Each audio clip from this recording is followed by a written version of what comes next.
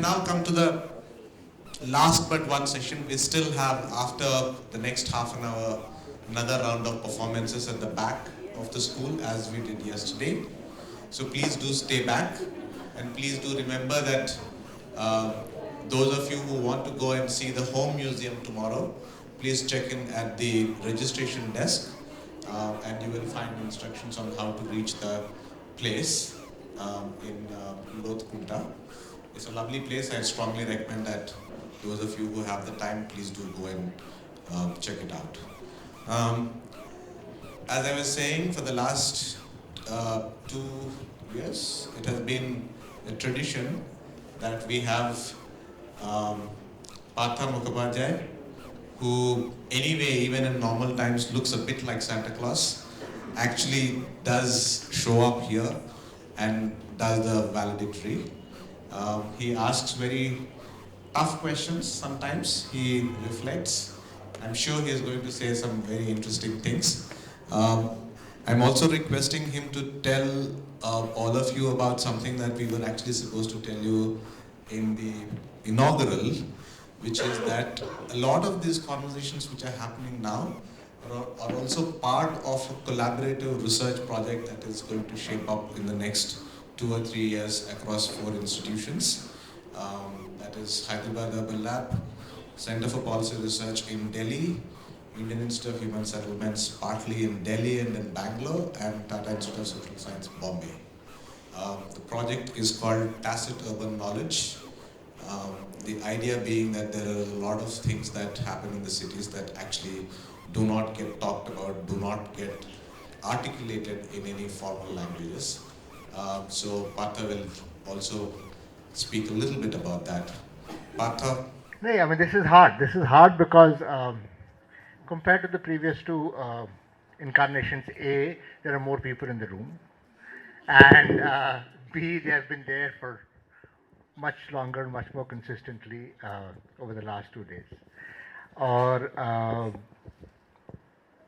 3, I usually do this in Hindi, and this time I'm going to have to mix because neither precarity nor tacitness really have strong Hindi correlates that my Hindi allows me to decipher. So it is, तो कोशिश करता हूँ, लेकिन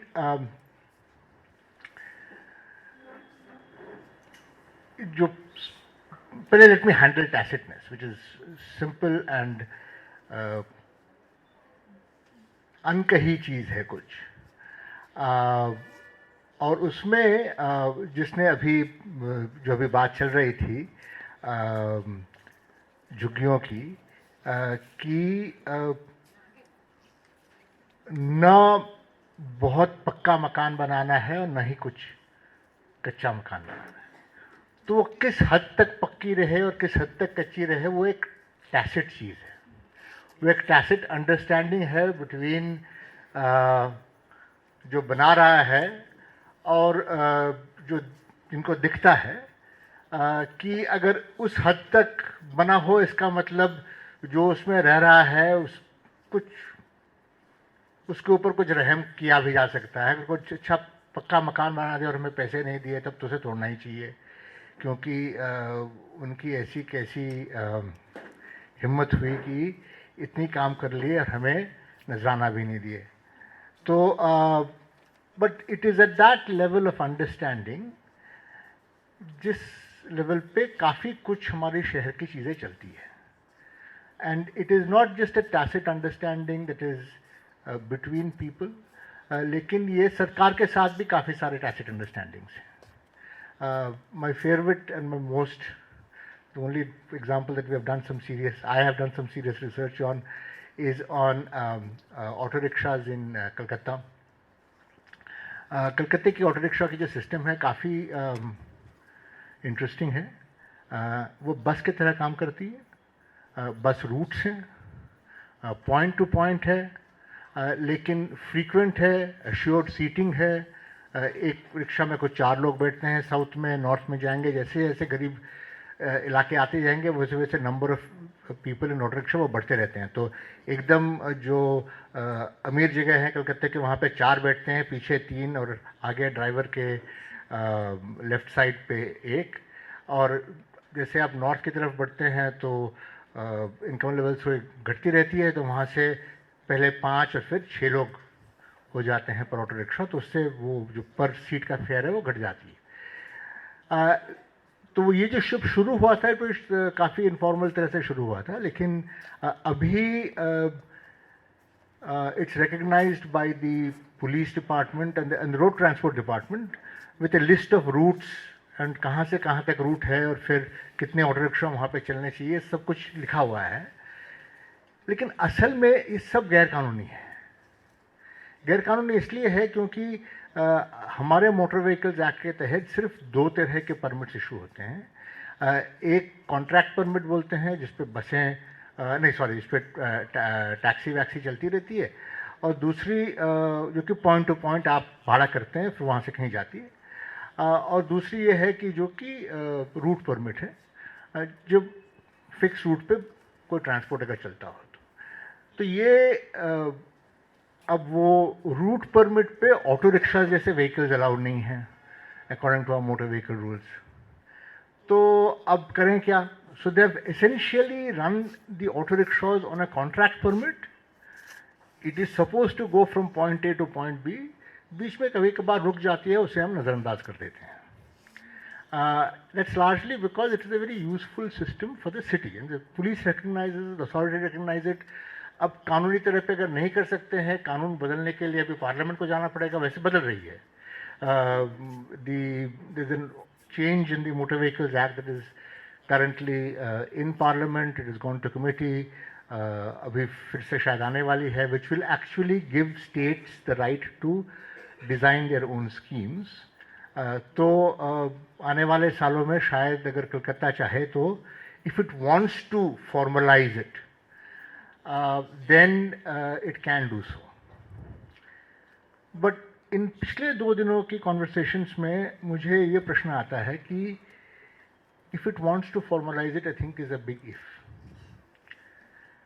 Precarity, is it a condition or is it an instrument? क्या ये एक स्थिति है या एक औजार है? एक स्थिति अगर होगी तो उससे आप निकलने की कोशिश कर सकते हैं, बदलने की कोशिश कर सकते हैं।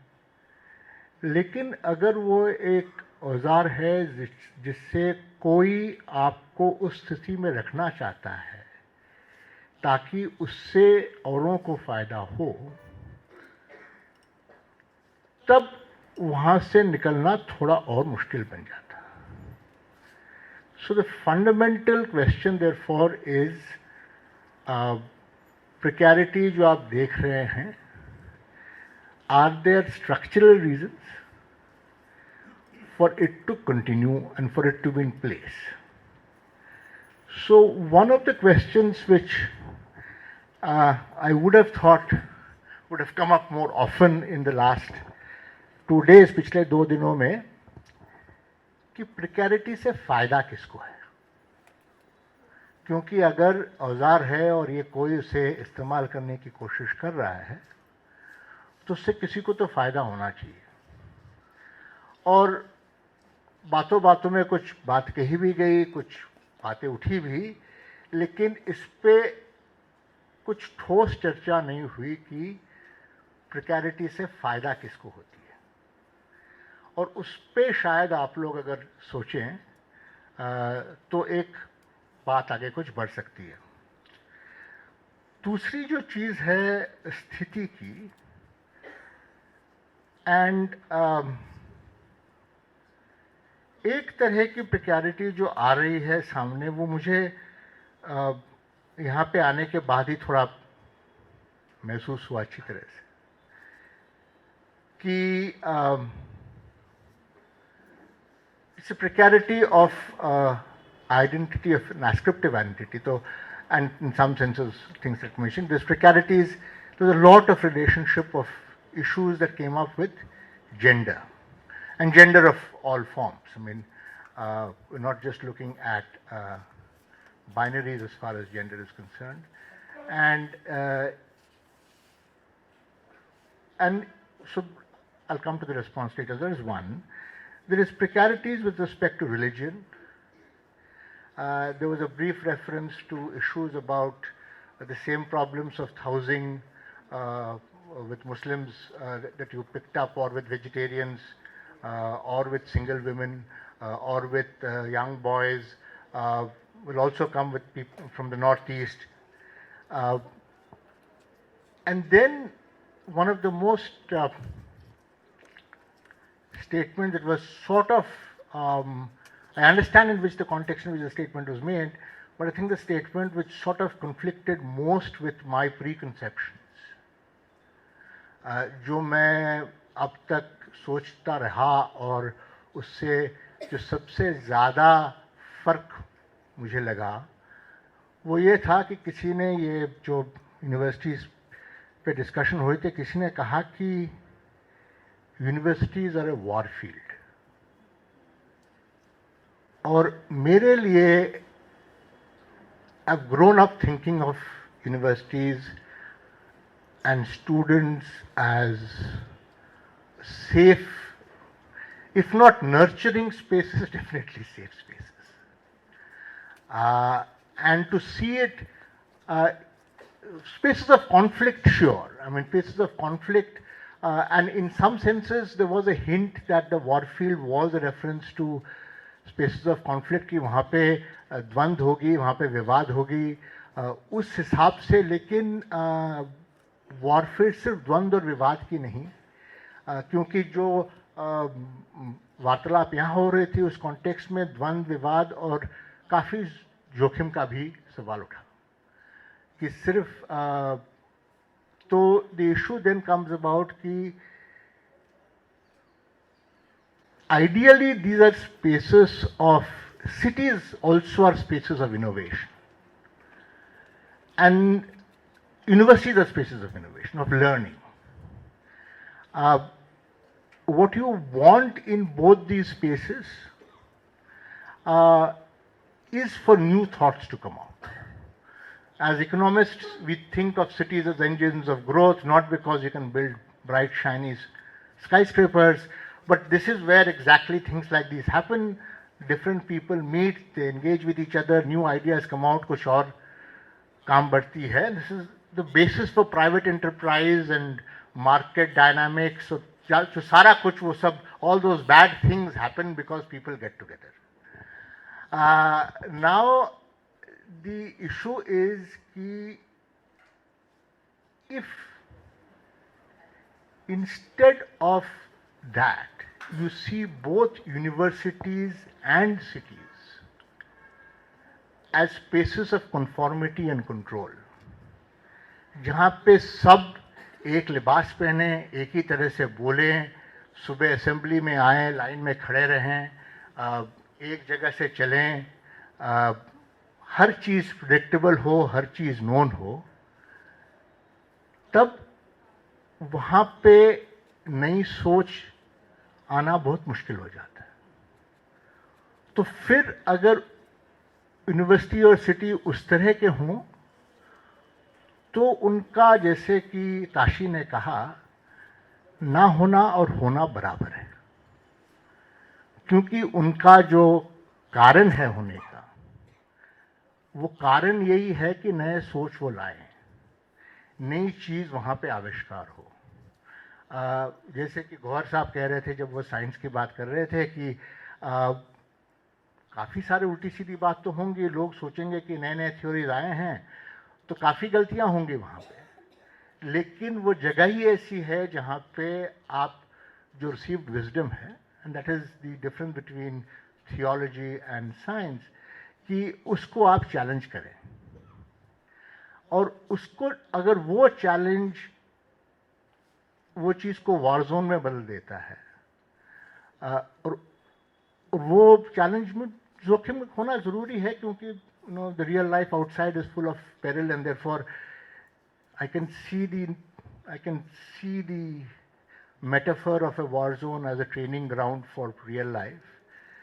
But that was never the idea behind universities to begin with. So, which then brings me to the idea of precarity as a instrument for control and conformity. And therefore, a control and conformity to what and for what end. तो जैसे मैंने कहा कि पहले अगर आप देखें तो जैसे कि आप it is not as if recently one of the demolitions that took place in Delhi was काफ़ी पुरानी बस्ती यहाँ पे पिछले 2 दिन में there was a lot of exposure to art and culture. इस बस्ती में वो fair number of puppeteers, कठपुतली कॉलोनी बोलते थे उसको, वो कुछ 50 साल पुरानी बस्ती होगी, ज़्यादा भी हो सकती है. वहाँ पे उनके रीहाउसिंग के लिए उस बस्ती को तोड़ा गया. तो करीबन 7-8 साल से कुछ चल रही थी रेजिस्टेंस, लेकिन on the 29th of October, I think, basically the bulldozers came in and literally demolished the basti. What surprised me was the fact that it happened, yes.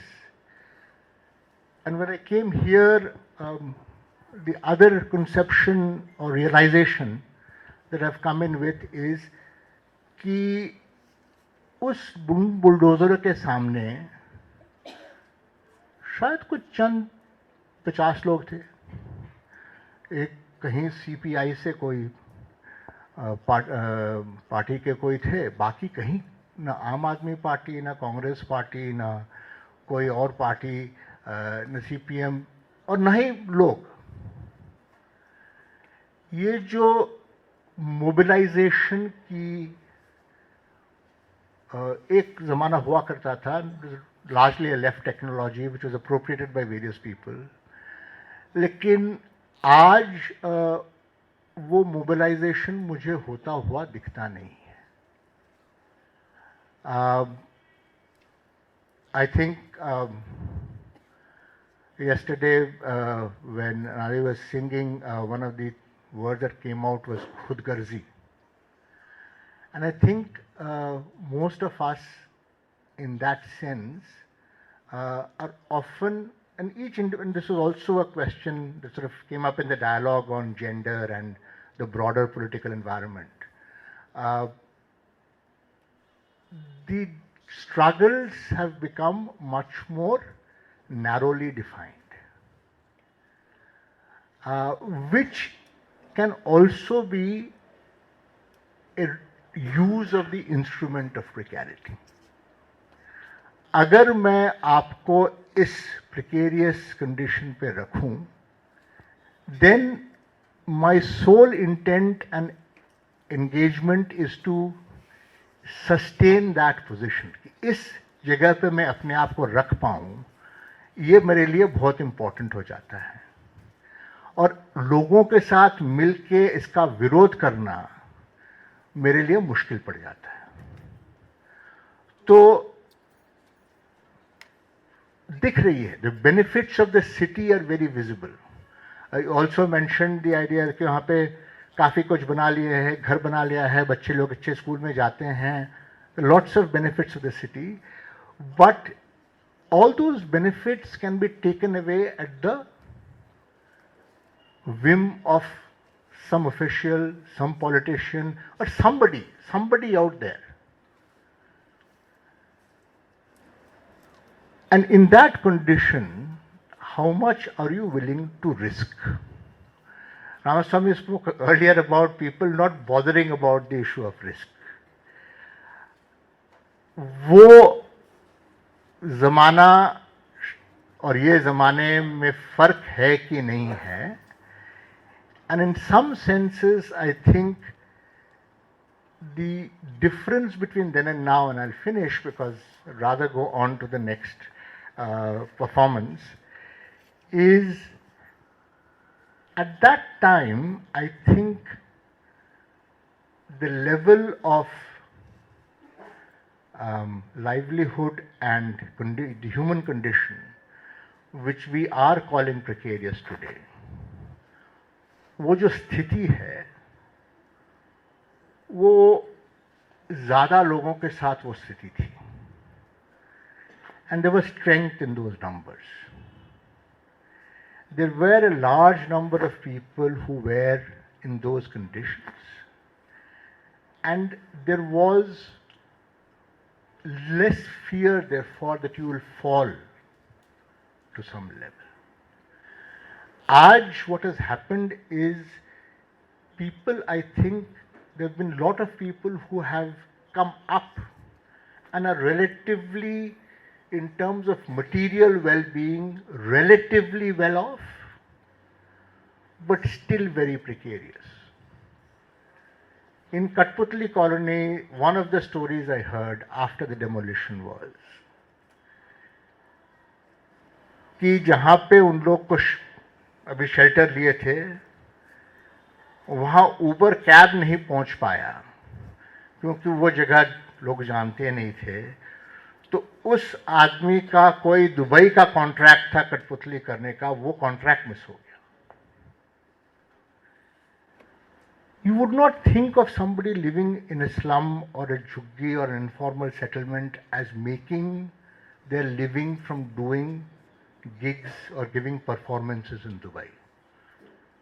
जो इस झुग्गी में रहता है या वो जाके बस्ती में रहता है, वो जाके कहीं बाहर दुबई में, विदेश में कहीं पे वो परफॉर्मेंस देता हो और उस पैसे से उसका घर चलता हो, ये आप शायद न सोचें.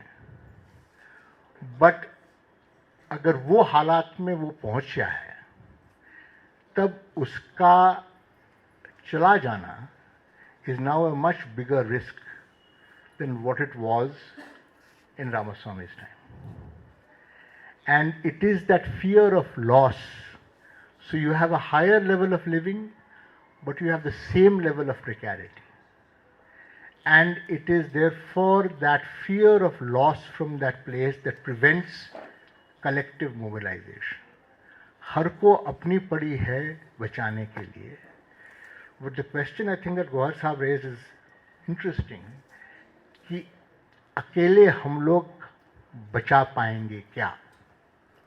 Without addressing the collective issue, will we be able to buy individual insurances against this precarity? And that is a question I leave you with. Thank you.